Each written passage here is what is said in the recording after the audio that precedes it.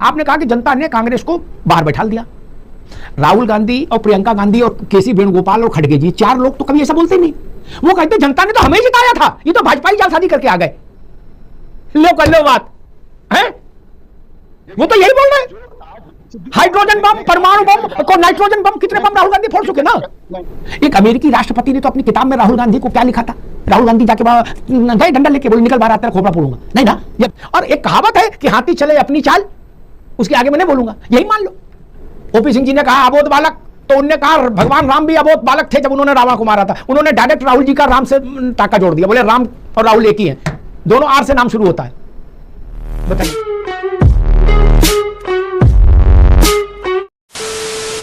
नमस्कार दोस्तों, स्वागत है आपका द फर्स्ट डिबेट और अमिताभ अग्निहोत्री जी की बहुत ही जबरदस्त और बहुत ही धमाकेदार डिबेट वीडियो में।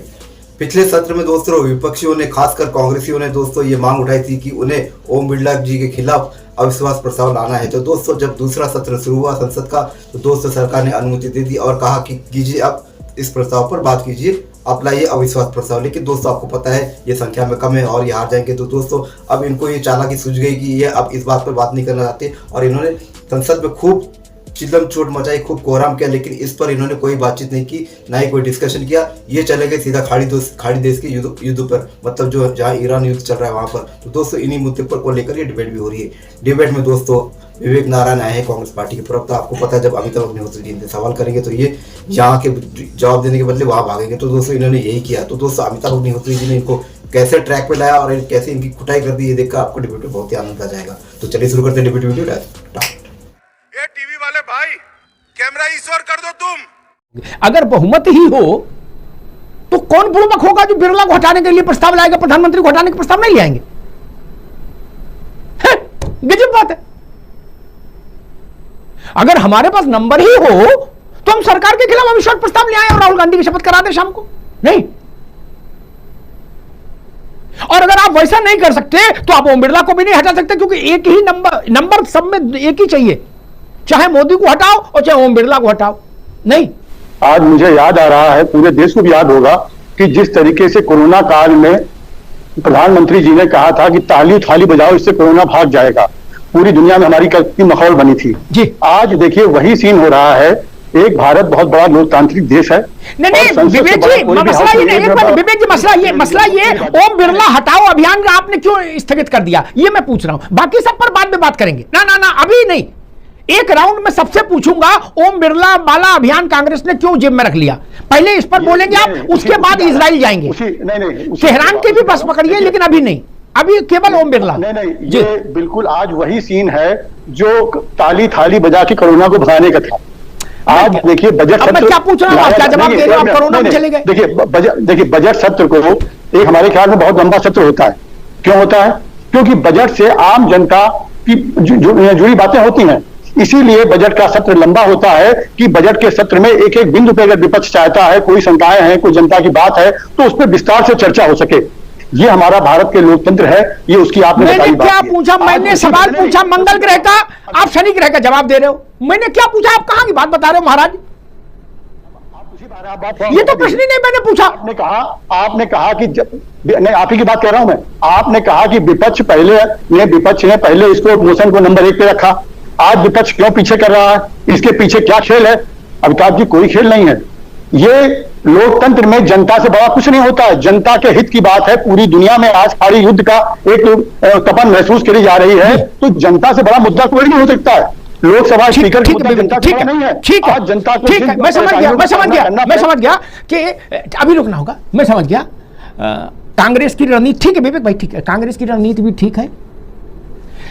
खाड़ी युद्ध पर अब रुक जाओ महाराज, अब रुक जाओ, मान जाओ विवेक जी, अब मान जाओ, आप तो मित्र हो हमारे। खाड़ी युद्ध पर जब तक युद्ध चले तब तक पार्लियामेंट में बहस करो, हार का डर नहीं है। युद्ध का तो निर्णय होगा, बहस का तो निर्णय हार आएगी नहीं। बातें हमने तो कहा था, माने नहीं। ठीक, ये लोकसभा वाले में तो नंबर आ जाएगा, मार्कशीट आ जाएगी, उसमें मोहर लग जाएगी, पर आ जाएगी कि सब कुल जमा इकट्ठे करके कितने हुए थे, बोले 120। आप समझ गए ना? इसलिए अच्छा है। मैं तो पहले कह रहा था कि जितनी जल्दी समझ आए उतना ही अच्छा। कांग्रेस अति उत्साह में आ जाती है राहुल जी कभी कभी, तो ठीक है। खड़गे जी से पूछे तो वो बुजुर्ग आदमी वो बताएंगे कि भैया धीरे चलो, सावधानी हटेगी तो दुर्घटना घटेगी। ये भैया तरह ढूंढ के रखो इंटरनेट पर कि खाड़ी देश को लेकर, खाड़ी युद्ध को लेकर, खाड़ी को ईरान वर्सेज अमेरिका इजराइल को युद्ध को लेकर भारत की कदकाठी के कितने देशों की पार्लियामेंट में बहस चल रही है। दुनिया में तो वो लोग भी आते नहीं, ऐसा तो नहीं केवल दुनिया में हम ही हम आए, दुनिया में तो सैकड़ों देश हैं। तो जरा पता करना है इंटरनेट से कि कहां कहां बहस चल रही है। वहां इंसान नहीं रहता, वहां बहस क्यों नहीं चल रही। अभी विवेक जी को क्या कहें, कांग्रेस को, मतलब विवेक जी से नहीं, कांग्रेस क्या कहें। इसीलिए कहते नटवर सिंह जैसे लोगों को रखे होते, मणिशंकर अय्यर जैसे लोगों को, पढ़े लिखे लोग थे, अंग्रेजी हिंदी जानते थे, विदेशी समझते, तो वो कुछ ज्ञान की बात बताते। अभी तो चाचा ट्रंप ही सीनेट में नहीं ले गए इस इशू को, पता है आपको, जो युद्ध में शामिल है वही सीनेट अवॉइड कर दिए। और आप कह रहे ना आधी रोटी खाएंगे, तेहरान की खबर पर लोकसभा में चर्चा कराएंगे, ठीक बात है। अभी तो ये काम ट्रंप शासन नहीं किया ना, वहां कम बुद्धिमान लोग हैं। खैर चलिए, और कांग्रेस से मैं कहूंगा कि भाई ठीक है, आप इन दोनों वीर रस में दौड़ रहे हैं, अच्छी बात है, लेकिन आपको यह भी ध्यान रखना चाहिए कि इतना भी वीर रस ना फैला दो कि इतिहास कुरेदने लगे लोग। आप 4 दशक से ज्यादा सरकार में रहे, सरकार चलाया आपने, आप रोज रूस और अमेरिका और जापान और ब्रिटेन और फ्रांस के राष्ट्र प्रमुखों का कंटाप मारते थे जब सरकार में थे, ये तलवार लेके चलते थे नहीं ना।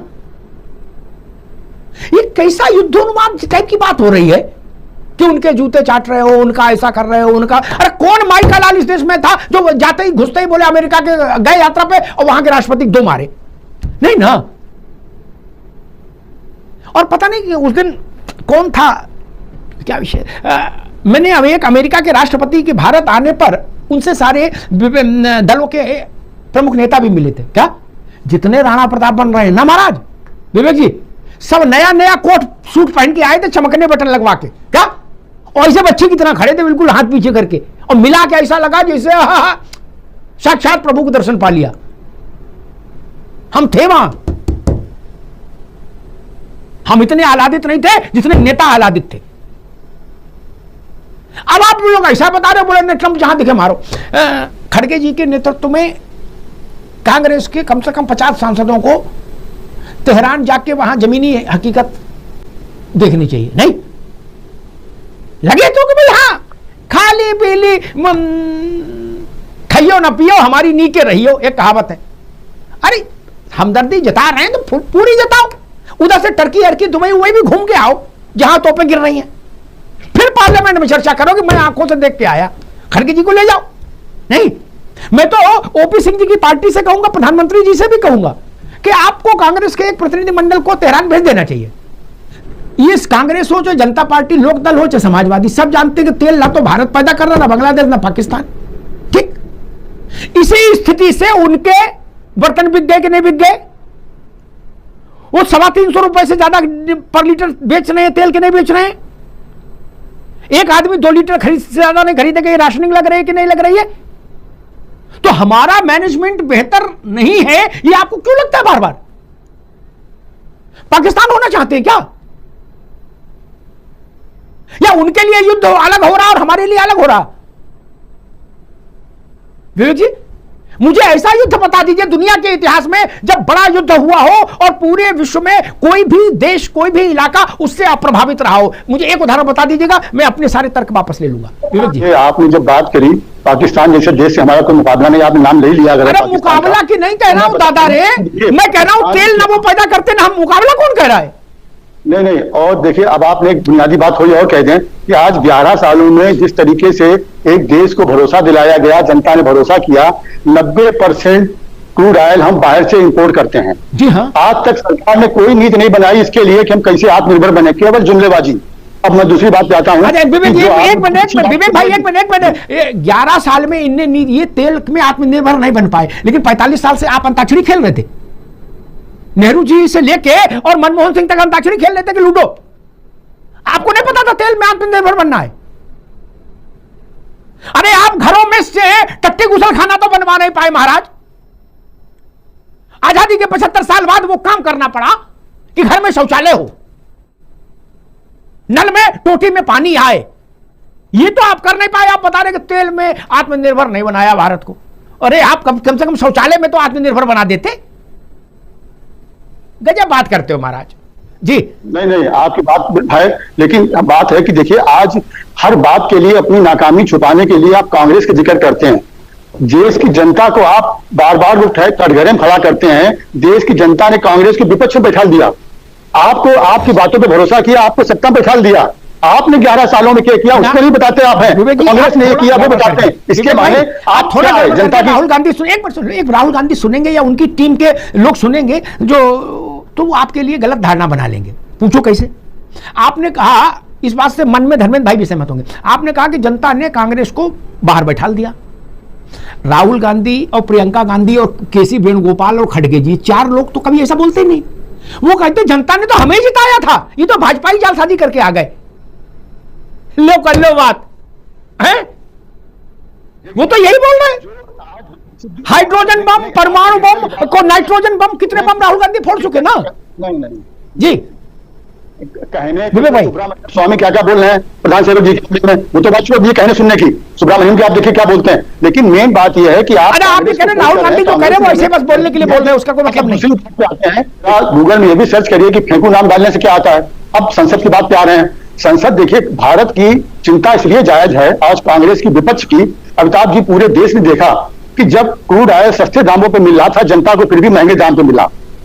आज जब पूरे दुनिया में खतरा है कि क्रूड ऑयल के दाम बढ़ रहे हैं, तो उसके बाद अंजाम क्या होगा? अमेरिका ने बहुत सारी बातें कही, लेकिन किसी ने जवाब नहीं दिया।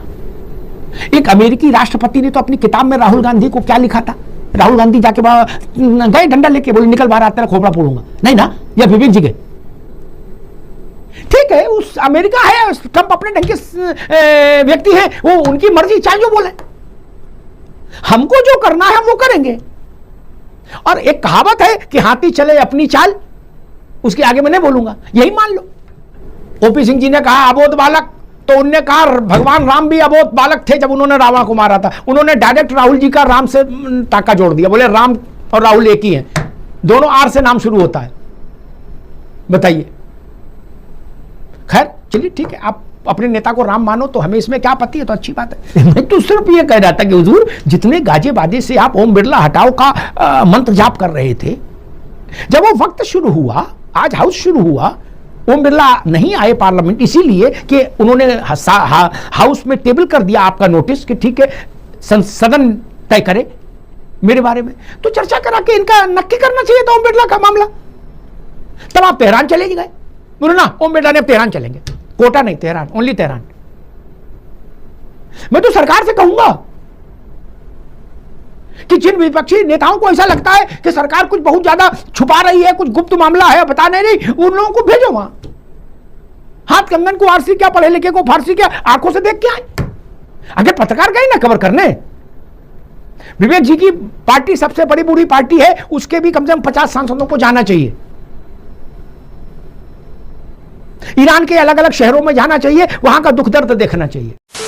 तो दोस्तों डिबेट हो गई खत्म, वीडियो हो गई पूरी। उम्मीद करता हूं दोस्तों अमिताभ अग्निहोत्री जी की ये लेटेस्ट डिबेट वीडियो आपको पसंद आई होगी। खासकर अमिताभ अग्निहोत्री जी की लेटेस्ट डिबेट वीडियो आप देखना पसंद करते हो दोस्तों, तो फर्स्ट डिबेट के इस यूट्यूब चैनल को आप सब्सक्राइब करते जरूर जाओगे। मिलता हूं मैं आपसे अगले वीडियो में, तब तक के लिए जय हिंद, वंदे मातरम।